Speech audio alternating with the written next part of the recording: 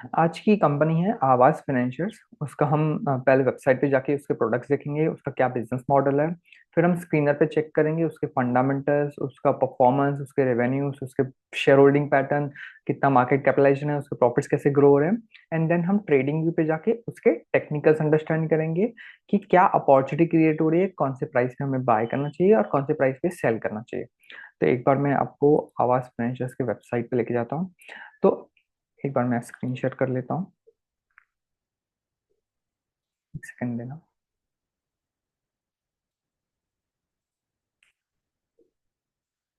तो यहाँ पे अगर आप देखेंगे तो ये कंपनी के प्रोडक्ट्स हैं। Home loan, home construction loan, loan against property, MSME business loan, home loan improvements. तो ये मेजरली होम होम फाइनेंस के लिए है। और ये एक एनबीएफसी कंपनी है। एक बार हम इसका स्क्रीनर पे देख लेते हैं कि कितनी बड़ी कंपनी है। ये 13,000 करोड़ का मार्केट कैपिटलाइजेशन है और ये 26 के पी पे मिल रही है, विच इज रीजनेबल है। अगर हम ये इसके पीयर्स कंपेयर कर लें, ये 13,000 करोड़ की कंपनी है आवास फाइनेंशियल, और जैसे यहाँ पे देख सकते हैं आप, कनाडा फाइनेंस होम्स 11,000 करोड़ की है। तो ये टॉप 5 टॉप 6 पीयर्स में आती है, टॉप 6 प्लेयर्स हैं इस इंडस्ट्री में।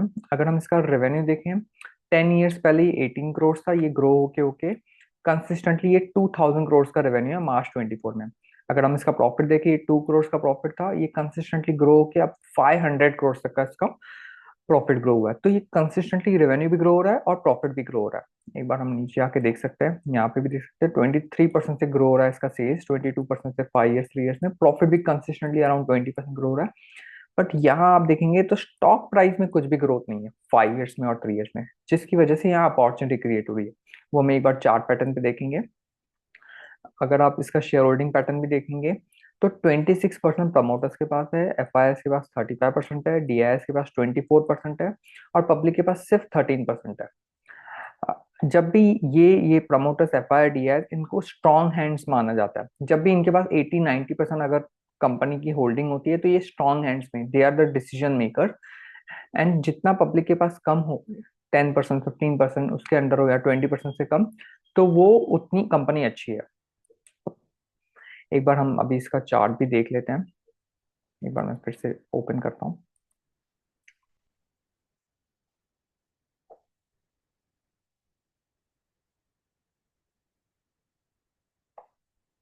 अगर आप इसका चार्ट देखोगे तो इस ये कंसिस्टेंटली नीचे आया है शेयर प्राइस। बट और इसका रेवेन्यू अगर आप देखोगे 3 ईयर्स में 1,100 करोड़ से 2,000 करोड़ हो गया। 3 ईयर्स में ट्रिप डबल हो चुका है और प्रॉफिट्स भी ऑलमोस्ट डबल हो चुके हैं। बट यहाँ पे अगर आप देखोगे, ये लाइफ टाइम हाई उसने मारा था इसका जनवरी 2021 में। कितना था एक बार हम उसको मार्क कर लेते हैं।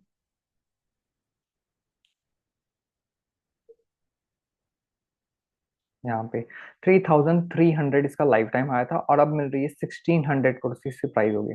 प्राइस कम हो गई है बट फंडामेंटली बिजनेस और रेवेन्यू कंसिस्टेंटली ग्रो हो रहा है, जिससे ये यहाँ पे एक अच्छी अपॉर्चुनिटी क्रिएट हो रही है। तो हम, अगर मैं आपको एक बार मैं मार्क करके दिखाऊं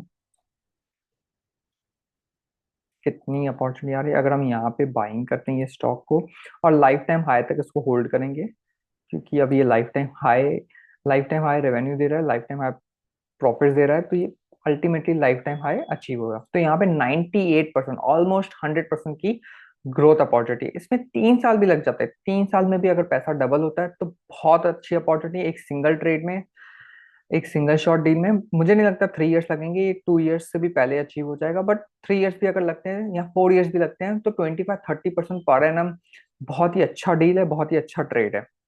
तो ऐसे ही आप सीख के समझ के अगर आप 25% 30% अर्न करते हैं तो 3 साल में आप अपने पैसे डबल कर सकते हैं और 10 ईयर्स में आप अपने वेल्थ को 10 टाइम्स क्रिएट कर सकते हैं। होप आप इसमें से सीखे होंगे और आप और भी ऐसे मैं वीडियोस लेके आऊंगा। आप चैनल को भी सब्सक्राइब कर सकते हैं और आप अपने फ्रेंड्स के साथ भी शेयर कर सकते हैं। Thank you.